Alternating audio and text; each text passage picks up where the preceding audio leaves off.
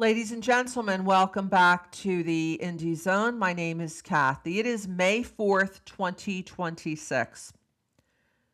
Nearly 1 year ago was the date of the final pretrial conference, May 15th, 2025, in Idaho versus Kohberger, in anticipation of jury selection, which was scheduled to happen in July, and the trial that was set to commence in August of 2025. If you look at the docket for May 15th, 2025, you will see an order regarding the May 15th hearing.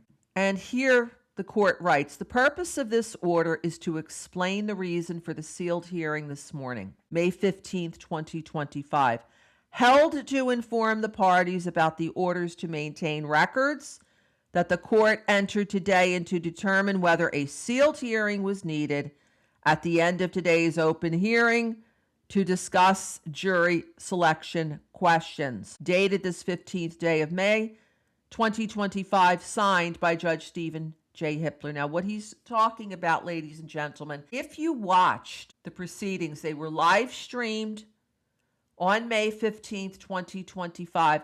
But the final pretrial conference did not commence on time. It started approximately 25 minutes to a half hour late, and Judge Hippler did not give an immediate explanation as to what happened.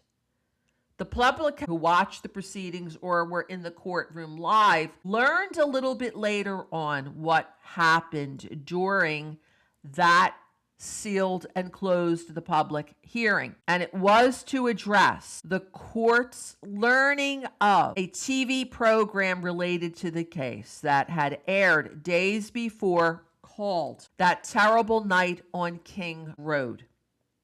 Judge Hippler, during the final pretrial conference, actually held up one of two orders that would be going to each side, and that did go to each side later in the day on May 15th, 2025. Both are on the court docket. And Judge Hippler indicated that he would be open to the appointment of a special prosecutor to learn just how information that was under seal in the case made its way out for mainstream media to be in a position to offer such a program that included the public's first glimpse ever at suspect vehicle 1 video. Yes, there were images filed by both sides with respect to a motion in limine from earlier in the year. Each side published still images of SV1, but the public had never seen video.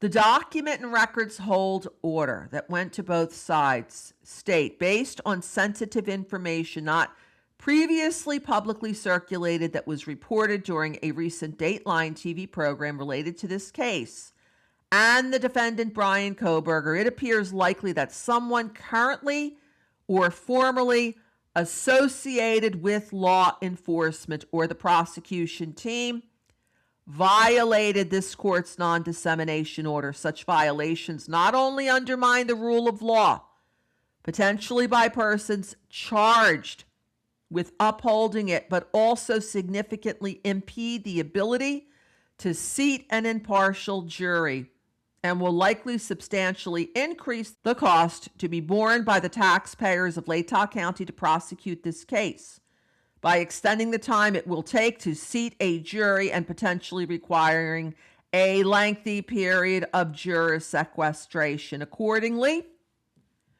this court finds it imperative to attempt to see that the source of the leak is identified and held to account, and that doing so is the best deterrent of future violations.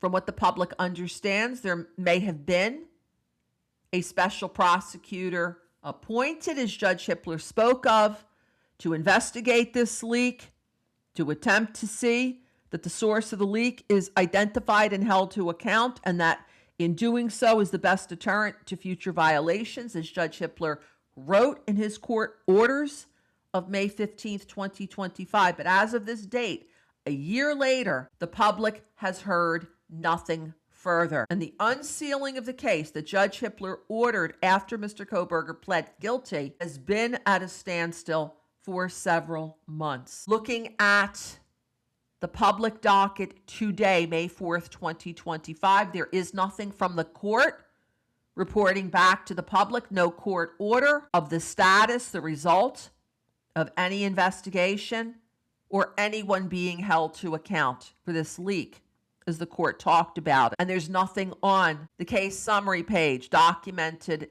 by the clerk of court to indicate that even something is on the record that hasn't yet hit the court docket a year later. We're going to continue to monitor this situation, and until next time, thank you for joining us here today.